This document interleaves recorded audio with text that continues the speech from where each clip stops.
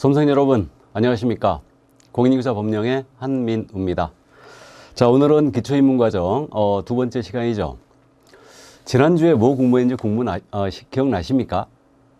기억 안 나시죠? 그러니까 책을 덮는 순간 기억이 안 나요. 우리가 아무래도 펜을 놓은 지가 오래됐기 때문에 그렇습니다.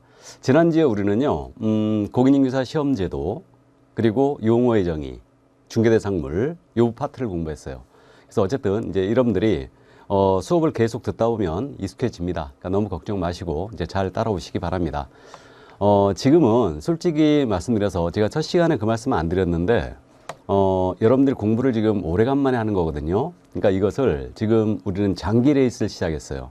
그렇기 때문에 지금 장기 레이스를 시작하면서 처음부터 전력 질주하면 안 되지 않습니까? 서서히 달리다가 나중에 끝판에 가서 열심히 달려야 되겠죠. 그렇듯이 우리도 공부도 마찬가지입니다. 그래서 장기 레이스 1년간의 과정이 지금 시작되고 있기 때문에 여러분들이 너무 전력 질주하지 마시고 수업을 듣고 그냥 따라오시기 바랍니다. 특히 제 과목은 그냥 복습할 필요도 사실 없어요. 근데 원래 수업을 듣고 복습하는 게 제일 좋거든요. 근데 이제 워낙 분량이 많기 때문에 여러분들이 수업을 듣고 그냥 제 과목은 그렇구나 하고 그냥 덮으시기 바랍니다. 그리고 천천히 따라오시고 대신에 제 과목 복습할 시간에 민법이나 부동산학 개론을 꼭 하시기 바랍니다. 이걸 꼭 지키셔야 돼요. 그래서 그 민법이 워낙 지금 어렵고요. 분량도 많아요. 그러다 보니까 여러분들이 이 민법을 하는데 굉장히 지칩니다. 그러니까 그 점을 꼭 명심하시고 제 과목 그냥 수업을 따라오는데 일단 그 정도에서 여러분들이 하시기 바랍니다. 그리고 한 3주 정도면요 여러분들이 이제 앉아 계시는데 조금 익숙해지거든요. 근데 처음에는 지금 앉아 계시기도 힘들 거예요.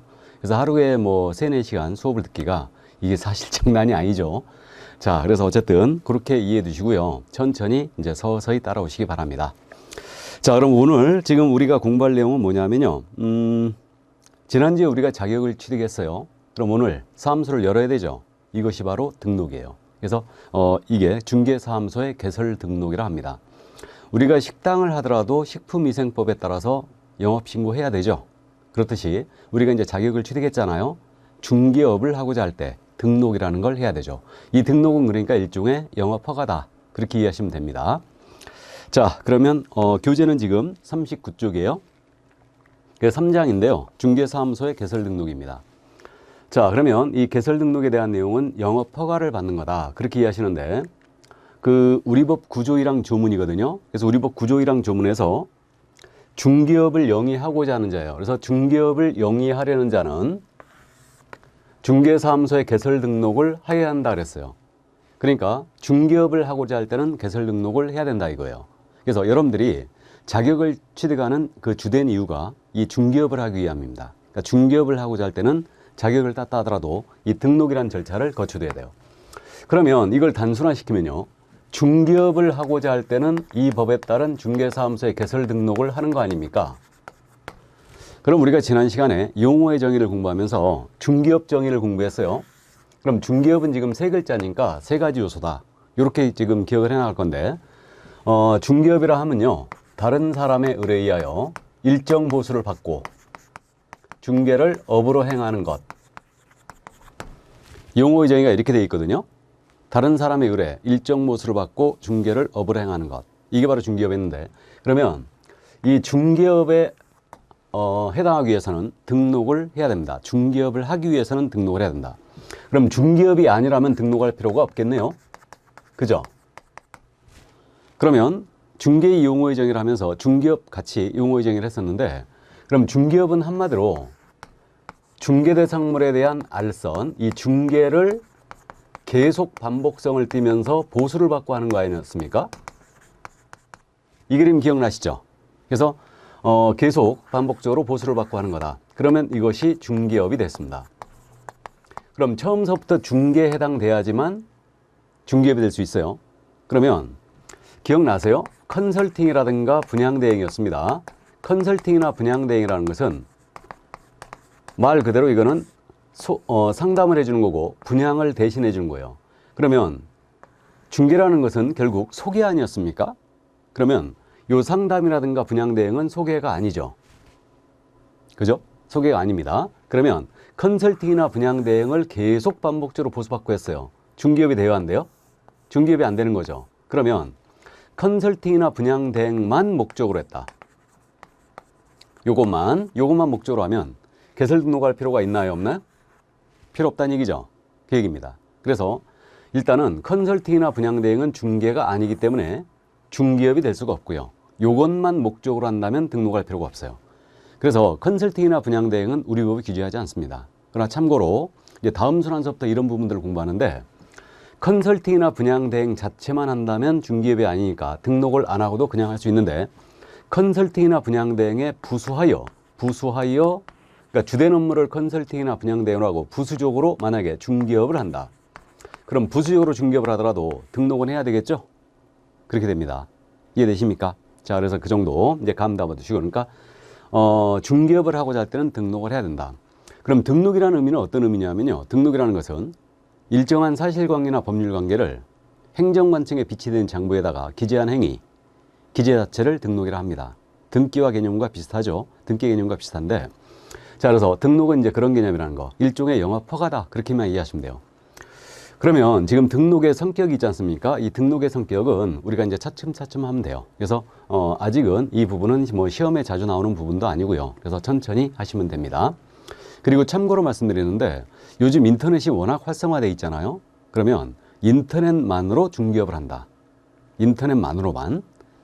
그래도 우리 법에 따른 등록 기준을 갖춰야 되고요. 개설 등록을 해야 됩니다. 이게 이제 유권 해석이라고 그러는데, 그 유권 해석 있지 않습니까? 유권 해석이란 말이 뭐냐면, 유권 해석이란 말은 권한이 있는 기관에서 법에 대한 해석을 한 거예요. 그러니까 행정관청에서 법에 대한 해석을 한다. 그럼 이걸 유권 해석이라고 합니다. 이거를. 그래서 우리는 담당 지금 장관이 국토교통부 장관 아닙니까? 그래서 국토교통부에서 우리 법을 해석했잖아요. 그럼 그걸 유권 해석이라고 그래요. 그래서 유권 해석에 따르면 인터넷만으로 하더라도 중개업을 하고자 할 때는 등록을 해야 된다는 게 유권 해석인데 타당한 걸로 보입니다. 그럼 법에 대하여 우리 법원에서 하는 해석이 있죠. 이걸 뭐라 해요? 법원에서 하는 법에 대한 해석. 이것을 판례라 합니다. 그래서 유권 해석은 시험에 내지 않아요. 내지 않고 판례를 주로 출제합니다.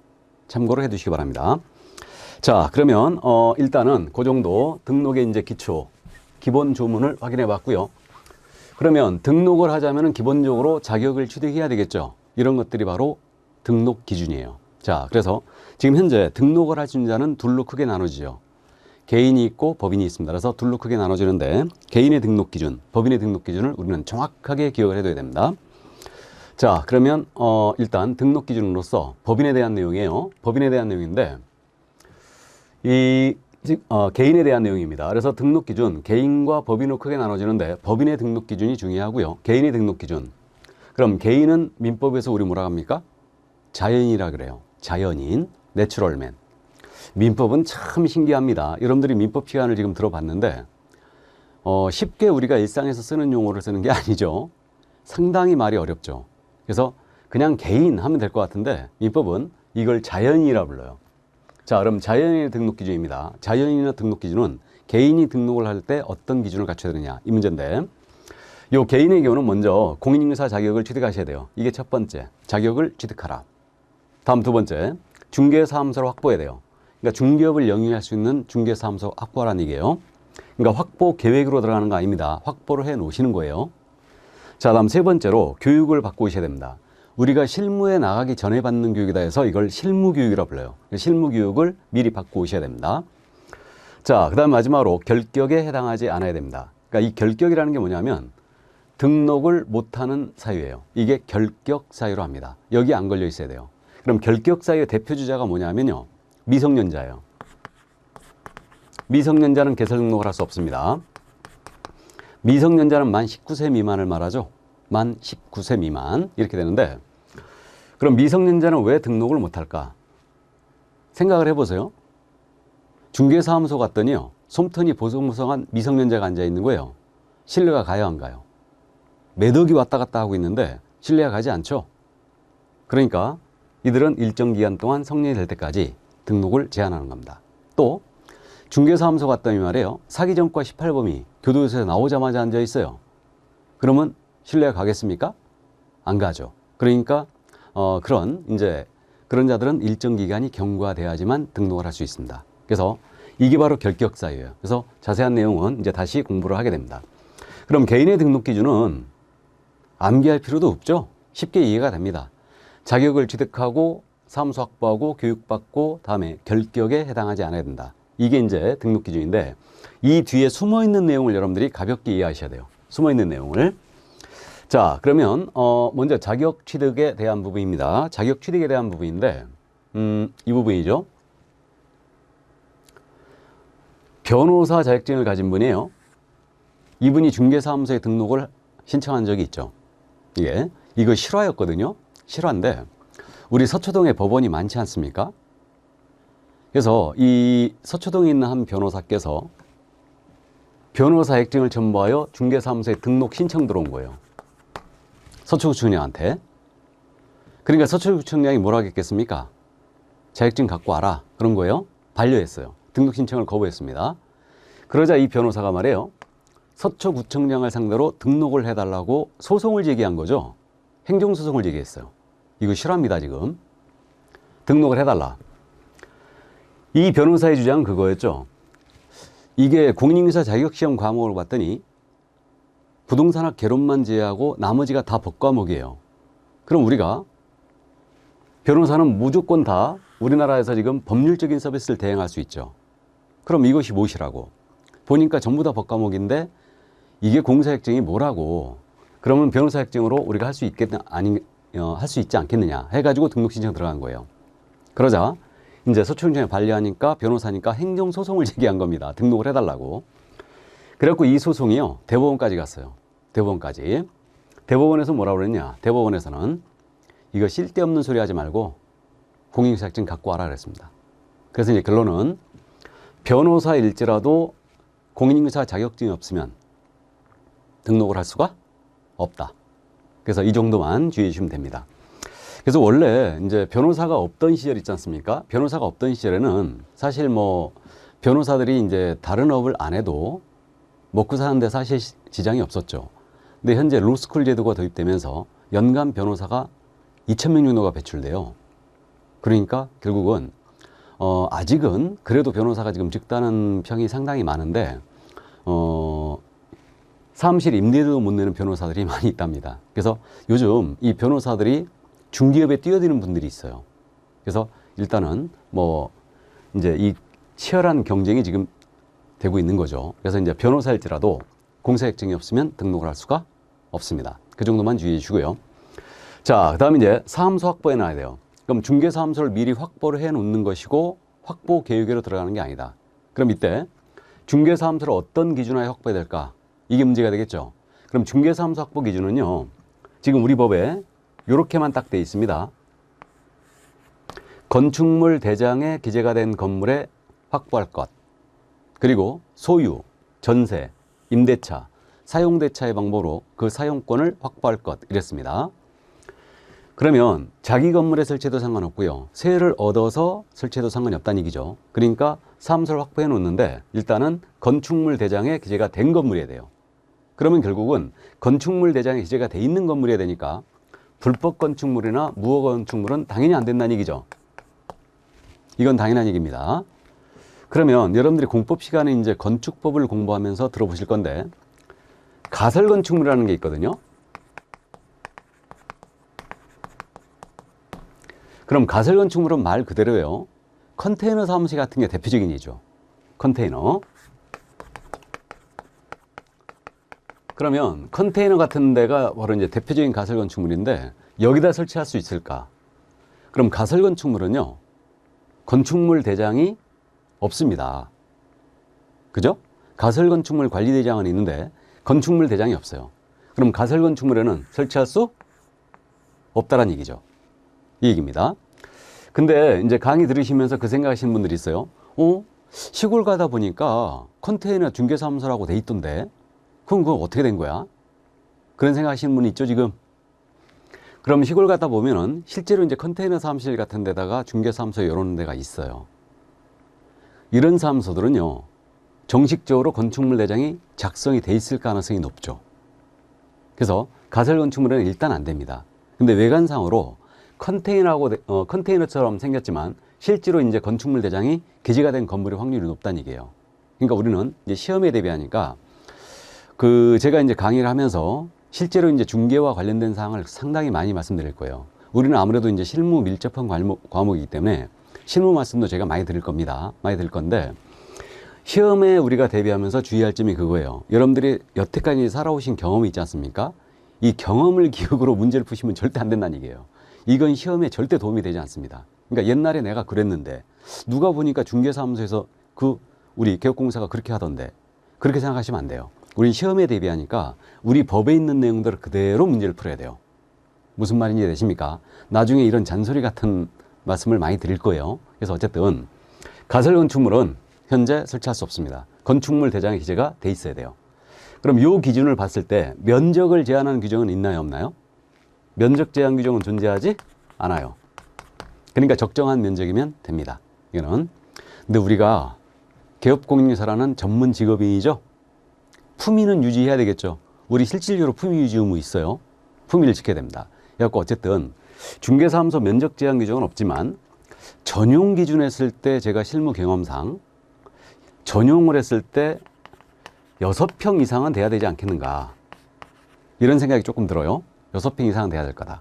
그래야 책상 2개 정도 놓고 그 다음에 테이블을 하나 놓고 그리고 이제 적당히 서고 놓고 책장 놓고 이제 이 정도가 가능할 것 같아요. 그러니까 이 정도는 돼야 될 것 같고요.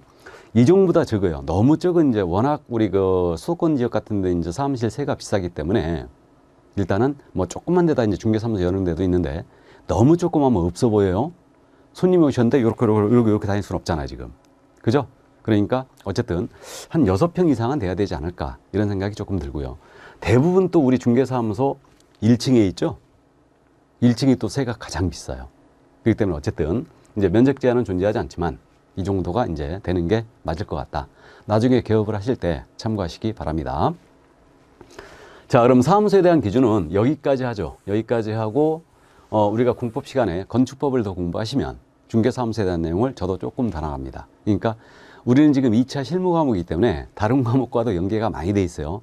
특히 민법적인 지식이라든가 이 공법적인 지식이 이제 필요할 때들이 있습니다. 물론 등기법적인 지식도 필요하고 실무 쪽으로 가면 세법적인 지식도 좀 필요해요.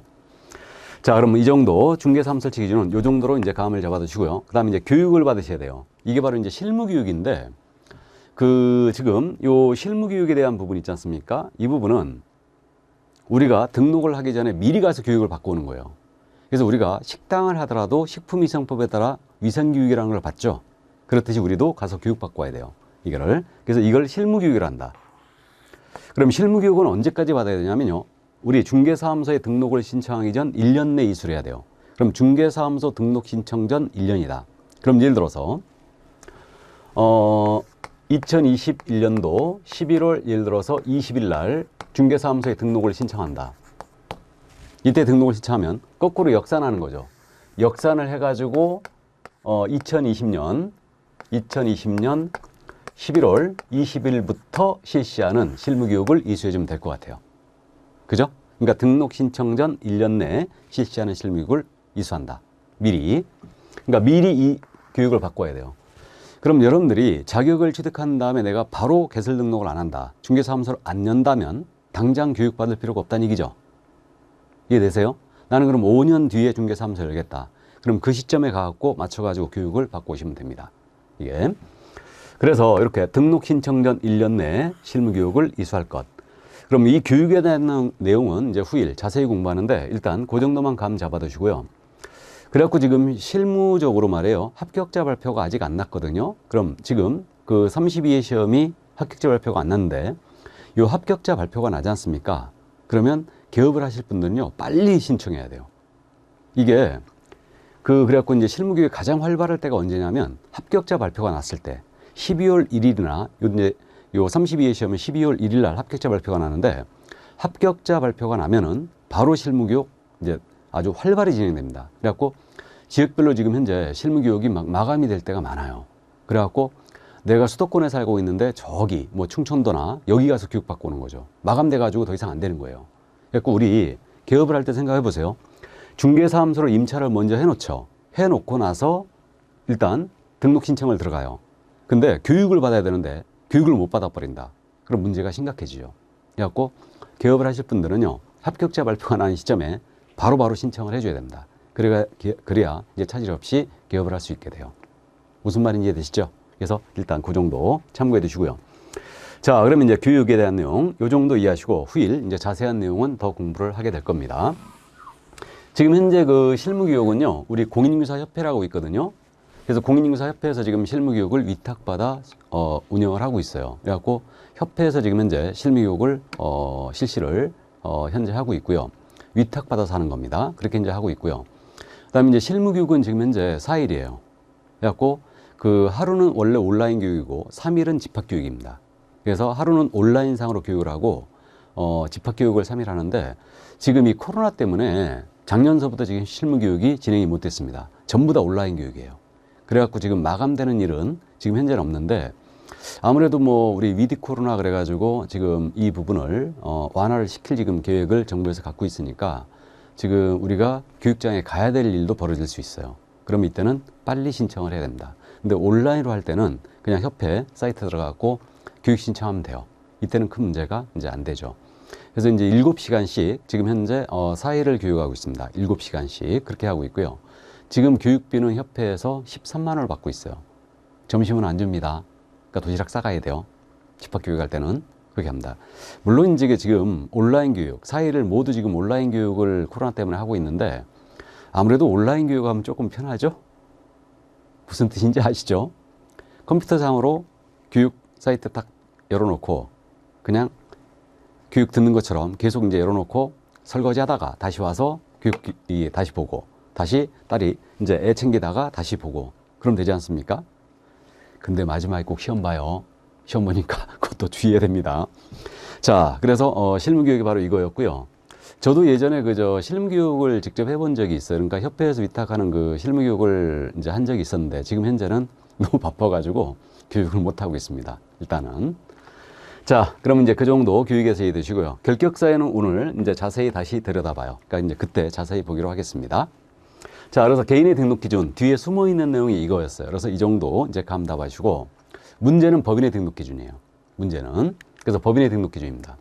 그러니까 법인으로 등록을 신청한다. 그럼 법인은 개인과 큰 틀에선 차이가 없어요. 근데 법인이기 때문에 갖춰야 될 기본 요건이라는 게 있죠. 법인이기 때문에 갖춰야 될 기본 요건. 자, 이게 굉장히 깁니다. 그래서 법인은 기본적으로 개인의 경우 이게 자격 취득에 해당하는 사항으로 보이는데 개인으로 따지면 이게 자격 취득에 대한 사항이에요. 그럼 법인은 우리 법이 할 수 있는 업무를 딱 정해줬거든요. 그래가지고 법인은 우리 법이 정해준 업무예요. 이게 법정 업무라고 해요. 그러니까 우리 법 제14조에서 정하고 있는데 법정 업무만 영위할 목적으로 일단 설립이 돼야 됩니다. 법인이. 그래서 우리 법이 정해준 업무만 영위할 목적으로 일단 설립이 돼야 되고 법인은 자본금이라는 게 있죠. 그러니까 자본금은 법인 설립할 때 초기 투하 자본이라고 이해하시면 돼요. 그러면 법인은 자본금이 무조건 5천만 원 이상이 됩니다. 무조건 5천만 원 이상이 되고요. 다음에 조직은 상법상 회사의 형태를 갖추거나 또는 협동조합 기본법이 있거든요. 이 법에 따른 협동조합의 형태를 갖춰주면 돼요. 협동조합. 단, 협동조합 중에 사회협동조합은 제외예요. 이거는. 그리고 이제 임원에 대한 요건인데 법인의 대표자 있지 않습니까? 법인의 대표자는 공인인증사야 돼요. 그러니까 대표자는 공인인증사야 되고 자격을 취득한 자야 된다는 뜻이죠. 그래서 공인인증사야 되고요. 이 대표자를 뺍니다. 제외를 하고 그 법인의 임원 또는 사원이에요. 임원 또는 사원인 자의 3분의 1 이상이 공인인증사야 됩니다. 여기까지. 이게 법인으로서 갖춰야 될 기본 요건이 이겁니다. 바로 이거고 나머지 중개사무소 확보하고 교육을 받고 그 다음에 임원 사원 전체가 결격에 당하지 않는다. 이런 부분들은 개인과 아주 흡사하거나 유사합니다. 똑같다고 보면 되죠. 이거는. 그럼 우리는 이 뒤에 숨어있는 내용을 이해하고 있어야 돼요. 이 뒤에 숨어있는 내용. 그럼 먼저 법인은 법정 업무, 우리 법이 정해준 업무만을 영위할 목적으로 설립이 돼야 되는데요. 그럼 여러분들 교재는 지금 한 장을 싹 넘기면 40페이지에 이 부분이 설명돼 있죠. 찾으셨어요, 이미? 자, 그래서 그 40페이지에 법인의 업무라고 지금 양괄호 3번에 있습니다. 법인의 업무. 그러면 법인이 할 수 있는 업무라는 게 이것도 이제 자세히 다시 공부합니다. 다시 공부하니까 여기서 법인이 할 수 있는 업무만 잠깐 나열을 해드리겠습니다. 법인은 우리 법이 허용한 게요. 토탈 7가지만 허용했어요. 토탈 7가지만. 그러니까 법인은 당연히 중개업은 할 수 있죠. 해야 됩니다. 이건 필수 목적 사업으로 법인의 목적 사업에 들어가 있어야 돼요. 중개업은. 그리고 6가지 업무를 더 할 수 있죠. 그러니까 법인인데 6가지 업무를 더 할 수가 있다. 그러면 법인은 주택상가에 대한 임대차 관리 등 부동산 관리 대행할 수 있어요. 그러니까 타인이 갖고 있는 주택이나 상가에 대해서 월세 징수하고 이런 것들, 이게 관리 대행이죠. 이거 할 수 있어요. 그리고 부동산 이용 개발 거래 원한 상담을 할 수 있습니다. 이게 컨설팅이에요. 그래서 부동산에 대한 컨설팅이 가능하죠. 그리고 개업 공인인증서를 대상으로 합니다. 개업 공인인증서를 대상으로 한 중기업의 경영기법 및 경영정보의 제공을 할 수 있어요. 그러면 중기업의 경영기법, 경영정보 제공이니까 이게 중기업 컨설팅 아니겠습니까? 이게 중기업 컨설팅인데 이것이 바로 전문용어로 제가 프랜차이즈라고 부르고 있는 거예요. 이게 중기업 프랜차이즈예요. 그러면 중기업에 대한 프랜차이즈니까 상대방이 누구에 되겠습니까? 개업공인인증서 대상이 돼요. 개공 대상으로 한 중기업의 프랜차이즈 할 수 있고요. 그리고 주택상가에 대한 분양 대행도 할 수 있죠. 타인이 건축한 주택이나 상가에 대해서 대신 법인이 분양을 해주는 거예요. 이게 가능하다는 얘기죠. 이게 분양 대행이에요. 그리고 경공매 업무 할 수 있죠. 그래서 경매부동산, 공매부동산이라고 있죠. 또 경공매 부동산에 대한 권리 분석, 취득계약선, 입찰 신청 대리할 수 있어요. 그리고 마지막으로 주거 이전에 부서되는 용역, 이게 이사업체나 도배업체가 있죠. 이것에 소개까지는 가능해요. 직접 운영하는 건 안 됩니다. 이사업체를 소개해준다. 이건 가능해요. 그래서 법인이 할 수 있는 업무가 바로 중기업 외에 6가지 업무가 바로 이거고요. 이 6가지 업무를 법인은 꼭 해야 되는 건 아니에요. 할 수도 있고 안 할 수도 있어요. 그러나 중기업은 필수 목적 사업으로 들어가 있어야 됩니다. 목적 사업에. 이게 법정 업무다. 그러면 여기에 없는, 예를 들어서 건축업이 들어가 있어요. 목적 사업에. 그럼 이건 등록을 받아준다, 안 받아준다? 안 받아준다는 뜻이죠. 이해되십니까? 이게 법정 업무예요. 그러니까 만약에 이 7가지 외의 것이 목적 사업에 들어가 있다. 그러면 등록을 안 받았다는 뜻입니다. 그러니까 법인은 그 업무의 내용을 엄격히 우리 법이 규제해 놨어요. 이건 이제 다음에 법인의 겸업을 공부하면서 자세히 말씀드리겠습니다. 왜 이렇게 돼 있는지. 그러니까 오늘은 이렇게만 돼 있구나. 법인은 토탈 7가지만 가능하되 중기업 외에 6가지만 더 할 수 있대. 이 정도만 감을 잡아두세요. 자, 그러면 이 정도 이제 감을 잡아두시고요. 이게 바로 법정 업무였고, 자본금은 무조건 5천만 원 이상이어야 된다 그랬죠. 그럼 법인은 자본금은 무조건 5천만 원 이상이어야 되는데, 이건 법인 설립할 때 초기 투하자본이라고 이해하시라고 그랬고요. 그 우리 상법 규정에 말이에요. 상법상 회사들 자본 규정을 모두 폐지했거든요. 그래갖고 사실 뭐 상식적으로 알고 계신 분도 계시는데 자본금 100만 원만 있어도 주식회사 설립하는데 아무 문제가 없습니다. 근데 우리는 지금 국민의 재산권을 다루는 분야죠. 그렇기 때문에 우리 중개법인은 무조건 자본금이 5천만 원 이상이어야 돼요. 무조건. 그렇게 이해하시면 되고요. 다음에 이제 상법상 회사이거나 협동조합 형태라고 그랬죠. 조직은. 자, 그래서 이제 상법상 회사입니다. 그럼 우리 상법의 기준을 보면 상법상 회사가 이렇게 5가지가 있어요. 그러면 요 회사의 제도에 대한 깊이 있는 이해는 필요가 없어요. 그냥 상법상 회사 5가지 정도가 있구나. 이 정도만 감 잡으면 되는데, 그러면 일단 이해를 하기 위해서 잠깐 말씀드립니다. 여기 주식회사는 뭔지 알죠? 주주들로 구성된 회사죠. 주주들로. 다음에 유한회사는 유한책임사원이라고 있어요. 유한책임사원. 유한책임사원들로 구성된 회사예요. 그럼 여기서 이제 사원이라는 표현을 조금 이해하셔야 되는데, 법에서 사원이라는 표현 있죠. 법에서 사원이라는 표현은 이 회사의 직원을 얘기하는 게 절대 아니에요. 상법도 마찬가지, 민법도 마찬가지, 우리 법도 마찬가지예요. 그러니까 이 사원이라는 표현은 이제 앞으로 여러분들이 법을 보면서 사원이라는 표현이 나오면요, 이건 절대 직원을 얘기하는 게 아니다. 직원을 얘기하는 게 아니고요, 이 회사의 투자자를 얘기합니다. 투자자를 상법에서 뭐라고 그러냐면 출자자라고 그래요. 출자자. 그러면 유한책임사원, 이게 출자자인 자가 유한 책임을 진대요. 그럼 유한 책임이 무슨 뜻이냐면요. 자신이 투자한 금액을 한도로 회사 채무에 대한 책임을 지는 거예요. 그럼 예를 들어서 이 얘기입니다. 이게 유한회사예요. 이게 유한회사인데 이 유한회사에 제가 1억을 투자했어요. 1억을. 그리고 이 유한회사가 은행으로부터 금 20억을 빌렸습니다. 그리고 이 20억을 갚지 못한 상태에서 이 회사가 망해버린 거예요. 이 회사가. 그러면 저는 1억 일단 날리는 거죠. 날리는 거고 내 개인 재산 가지고 이 유한회사가 은행에 준 빚 20억을 책임을 질까요? 안 질까요? 책임 안 지죠? 안 집니다. 그러니까 나는 1억만 날리고 마는 거지 내 개인 재산 가지고 은행에 대하여 책임을 지지 않아요. 이것을 유한 책임이라고 해요. 그러니까 투자한 금액을 한도로 회사 채무에 대한 책임을 지는 거. 이게 유한 책임이에요. 이들로 구성되는 회사가 바로 유한회사입니다. 예. 그럼 주식회사 있잖아요. 주식회사는 주주들로 구성되는 회사라고 했죠? 그럼 주주는 사실 이거 유한 책임 사원과 같은 표현 아니에요? 주식을 이제 해보신 분이 계시겠지만 주식회사의 주식을 내가 샀어요. 그 회사 망해버렸습니다. 내 개인 재산 가지고 책임져야 안 져요? 안 지죠? 투자한 금액만 날리는 거예요. 그러니까 둘이 표현만 다를 뿐 이건 사실 성격이 같습니다. 그래서 주식회사나 유한회사나 성격이 비슷한데 일단은 이제 그 정도 이해하시고요. 그럼 유한 책임회사는 뭐냐? 이거는 이제 들어온 지 한 10년 정도 돼 가는데 독일식 유한 책임회사를 도입한 거예요, 이거는. 그래서 이거는 좀 폐쇄성을 띠는 회사인데 여기도 유한 책임 사원들로 구성된 회사예요. 이 회사도. 그래갖고 저건 뭐냐면요. 우리 그 유럽 같은 데 보면 가내공업이에요.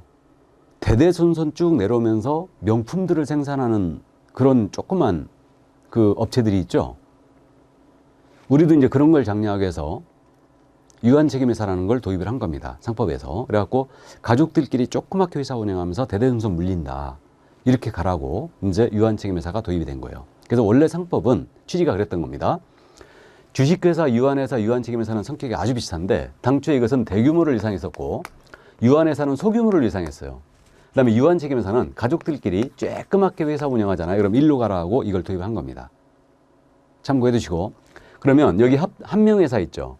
한명회사는 또 거꾸로 유한회사와 정반대 회사예요. 이 회사는 무한책임사원들로 구성된 회사예요. 무한책임사원. 그럼 느낌 딱 오시죠? 무한책임사원, 사원이란 표현은 이 회사의 투자자를 얘기하고 투자자인 자가 자신이 투자한 금액뿐만 아니고 개인 재산 가지고도 회사 채무에 대해 끝까지 책임을 지는 거예요. 이들을 바로 무한책임사원이라고 해요. 한명회사는 그래서 이들로 구성된 회사예요. 이게 바로 이제 한명회사입니다. 무한책임사원들로만 구성된 회사. 그래갖고 저는 여태 살아오면서요. 실제로 무한책임, 요 한명회사 있죠. 한명회사를 사실은 실제로는 본 적이 없어요. 근데 가끔 가다가 지나가다가 이제 이 한명회사라고 딱 돼 있는 그 상호를 본 적은 있는데 주로 한명회사로 가는 경우가 농기계 회사라든가 그 수산업 회사 같은 데 있죠. 그럼 농기계 회사나 수산업 회사 같은 데는 이게 농민이나 어민을 위해서 굉장히 중요한 회사들이에요. 꼭 있어야 돼요. 근데 영세성을 면치 못하기 때문에 정부에서 지원을 하거든요. 지원을 하기 위해서 아예 한명으로 가야 된다. 이렇게 지금 현재 강제하는 경우가 있어요. 그래서 일부 한명회사가 있고요. 그다음에 뭐 주류회사가 또 한명회사가 의외로 많대요. 주류회사. 그래서 어쨌든 한명회사가 일부가 있긴 있습니다. 그럼 합자회사는 뭐냐면 말 그대로예요. 합작이 된 회사예요. 그럼 누가 합작된 거냐면 무한책임사원과 유한책임사원이 합작된 회사예요. 그래서 이것을 합자회사라 합니다. 그래서 우리가 시중에서 지금 우리가 일반 회사들을 봤을 때 주식회사 가장 많고 유한회사 일부 여러분들 들어봤을 테고 유한책임회사라는 것도 있고요. 합자회사, 한명회사 이런 순으로 있습니다. 그래서 일단 참고하시고 그러니까 우리가 중개법인을 설립할 때 주식회사라고 가든 유한회사라고 가든 합자회사라고 가든 아무 상관이 없다는 얘기예요. 그럼 일단 중개법인은 반드시 주식회사여야 한다. 그럼 틀렸어요. 한명회사, 합자회사도 상관이 없습니다. 자, 이 정도 참고하시고요. 그래서 이 무한책임사원들은요. 회사 채무에 대해 끝까지 책임을 지잖아요. 그렇기 때문에 상법이 그렇게 돼 있죠. 무한책임사원들은 회사 업무 집행에 권리와 의무가 있어요. 그러니까 이자가 바로 주식회사에서 이사와 동격인자예요. 동격인자하고 이들은 이사들처럼 전부 다 법인 등기부에 등기됩니다. 전부 다 참고하시고요. 자, 그럼 그 정도 이제 이해만 일단 해 두시고, 이게 바로 상법상 회사의 종류 5가지가 이거였습니다. 이거였고, 그러면 협동조합 기본법에 따른 협동조합 형태로 중개법인을 가세요. 그러면 이 협동조합이라는 것은 그 중개협동조합 탄생을 지금 예고했는데, 저쪽 북유럽 쪽은 상당히 협동조합이 활성화되어 있다면서요. 그래갖고 중개협동조합이라는 게 많이 있다는데, 우리도 그좀 협동조합에 대해서 중개법인, 협동조합으로 설립하는 것도 가능한 걸로. 그래갖고 협동조합 기본법에 따르면요, 조합원 5명 확보해 가지고요, 시도의한테 신고함으로써 이제 등기를 해요. 그러면서 이제 법인이 설립되는 겁니다. 그래서 협동조합은 법인이 분명히 맞죠 또. 그래서 중개협동조합 탄생을 예고한 거예요. 근데 우리는 협동조합이 익숙치 않아요. 실무적으로 협동조합 저도 본 적이 없거든요. 중개협동조합을 본 적이 없는데, 공인인사들끼리 모여서 법인을 설립할 때 협동조합으로 갈 수도 있다는 얘기죠. 근데 왜 실무적으로 이게 보기가 좀 힘드냐면요, 우린 그런 인식이 있죠. 협동조합이라는 건 기본적으로 조합원들의 권익 향상을 위한 단체다. 그렇게 이해하고 있어요. 그러면 내가 중개 의뢰를 할 때 손님 입장에 내가 내 물건을 팔려고 하는데 중개사무소 들어가려고 했더니 협동조합으로 돼 있는 거예요, 간판이. 그러면 여러분들 쉽게 들어가지겠어요? 뭔가 내가 조합원이 아니니까 피해를 입을 것 같다는 생각이 들죠. 그렇기 때문에 협동조합은 실무적으로 제가 아직은 못 봤습니다. 일단은. 자, 근데 협동조합으로 갈 수도 있다는 얘기예요. 근데 이제 여러분들이 한 가지 주의할 점은 뭐냐면요, 우리 주변에서 지금 농업협동조합, 축산협동조합, 수산협동조합 다 보고 있죠. 다 보고 있는데 그런 협동조합들 아니에요. 그 협동조합이 아니고, 그런 농업협동조합 이런 것들은 전부 다 특수법인들, 그러니까 특별법인들이에요. 그러니까 특별법에 의해 설립된 법인이죠. 근데 여기서 말하는 협동조합은 협동조합 기본법이라고 있어요. 이 법에 따라 이제 설립된 협동조합을 얘기합니다. 조합원들의 권익 향상을 위한 단체로서 5명 이상 조합원만 확보하면 돼요. 근데 단 협동조합 중에요, 주의할 점은 그겁니다. 사회협동조합은 안 돼요. 그럼 사회협동조합이 뭐냐면, 협동조합들 중에서 지역 주민들의 권익, 그다음에 복리증진, 지역 주민들 관련된 사업을 수행하거나 취약계층의 일자리 마련을 위한 협동조합이에요. 그러니까 이거는 기본적으로 비영리법인이에요. 그럼 혹시 TV에서 그런 거 보신 적 있죠? 이 마을이 사과 주산지예요. 그래서 사과 주산지인데, 그러면 이 마을에서 공동으로 브랜드를 쓰고 공동으로 사과를 생산하고 공동으로 판매를 해요. 이게 일종의 사회적 협동조합이에요. 이게.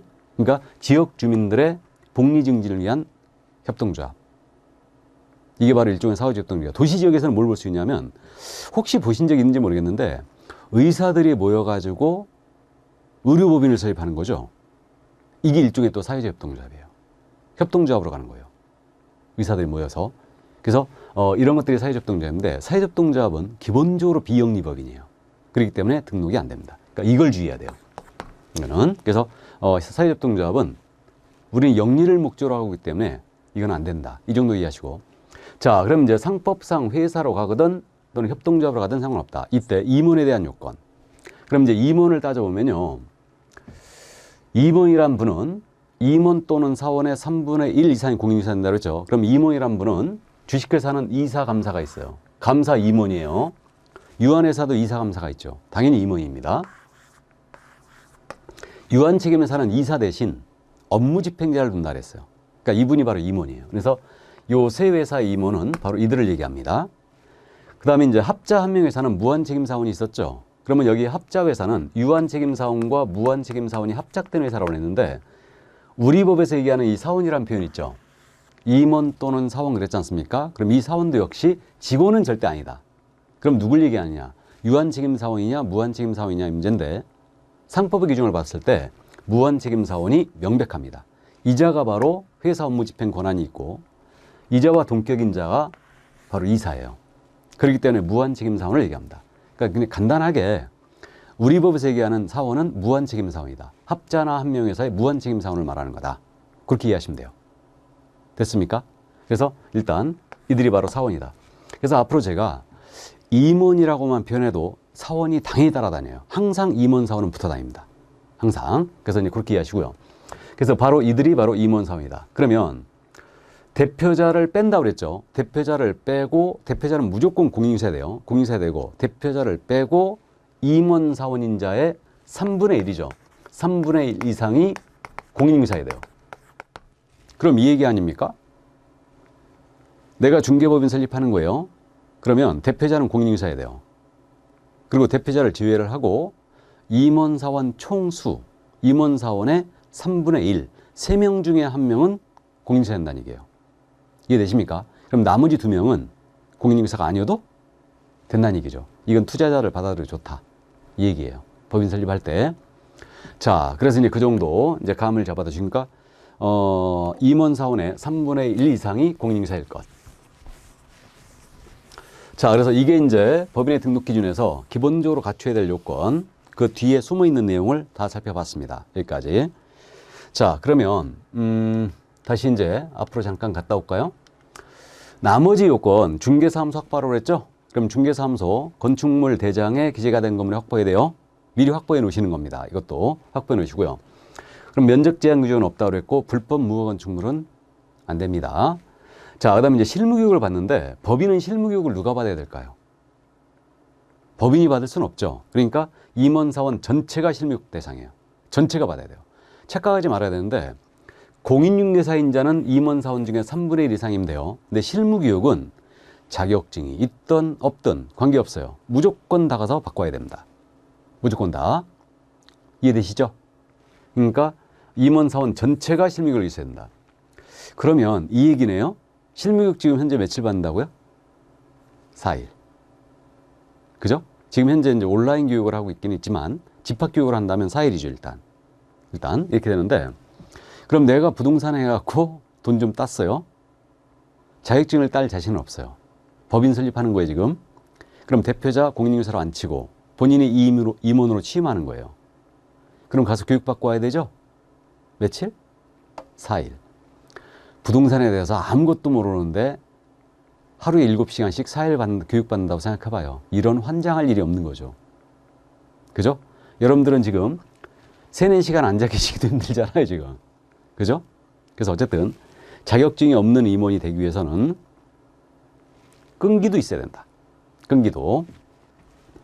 자, 그러면 일단 임원사원 전체가 실무교육 대상이라는 거 이해해 주시고요. 마지막으로 임원사원 중에 단 한 명이라도 결격자가 있으면 등록을 안 받아줘요. 임원사원 전체가 결격에 해당이 안 돼 있어야 됩니다. 일단 여기까지. 자, 그래서 이렇게 됐는데 여러분들이 출제자라면요. 우리가 지금 기초과정이지만 등록 기준 굉장히 잘 내거든요. 등록 기준 잘 내는데 그럼 이 부분에서 출제한다면 뭘 낼 것 같아요? 개인을 낼 것 같아요? 법인을 낼 것 같아요? 법인이겠죠? 그래서 우리는 이제 이것을 꾸준히 기억을 해 나갈 겁니다. 이 뒤에 숨어 있는 내용까지 전부 다 정확하게 이해를 하게 될 거예요. 자, 그럼 일단 여기까지 하고요. 그러면 커피 한 잔 마시고 할까요? 잠깐 쉬었다 하겠습니다.